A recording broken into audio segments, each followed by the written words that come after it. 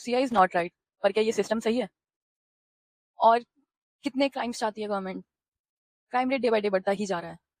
सिया गोयल ने एटलीस्ट केतन के 17 करोड़ तो बचा दिए। सोनम से तो वो बहुत अच्छी है, लेकिन इमेजिन किया है कि केतन के पेरेंट्स पे क्या बीत रही होगी।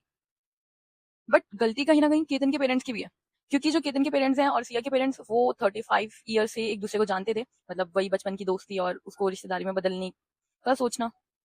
सिर्फ सिया ही गलत नहीं है इस केस में, सिया के पेरेंट्स भी उतने ही गलत है, हमारा सिस्टम भी उतना ही गलत है।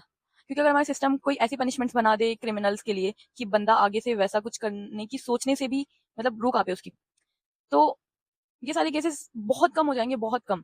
और हर एक केस से बहुत बंदे इन्फ्लुएंस होते हैं, बहुत बंदे, कि उन्हें पता है कि कुछ नहीं होना, ज्यादा कुछ होगा नहीं।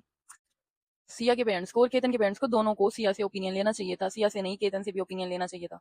मतलब अगर तुम कोई अरेंज मैरिज कर रहे हो तो दोनों का ओपिनियन बहुत जरूरी है, एक जेन्युइन ओपिनियन, किसी के दबाव में नहीं। अब मतलब वो बंदी अपने पेरेंट्स को नहीं बता पाई और इतना बड़ा क्राइम कर बैठी। और इस केस से भी कितने लोग इन्फ्लुएंस होंगे, आगे भी कितने केसेस आएंगे, यही चलता रहेगा। क्योंकि हमारा सिस्टम ही इतना बेकार है। सिर्फ सरकार को तो अपनी जेब भरनी है, और कुछ नहीं। सिर्फ यही केस नहीं, कितने केसेस आते हैं, रेप केसेस आते हैं, कितने छोटे बच्चों के रेप केसेस आते हैं। मतलब कोई गिनती नहीं है, क्राइम्स की तो कोई काउंटिंग है ही नहीं। चाहे वो लड़का हो चाहे वो लड़की हो, सब बहुत ब्रूटल होते जा रहे हैं डे बाय डे। वो सिर्फ क्यों हो रहे हैं? क्योंकि उन्हें पता है कि उनको पनिशमेंट ऐसी कोई नहीं मिलने वाली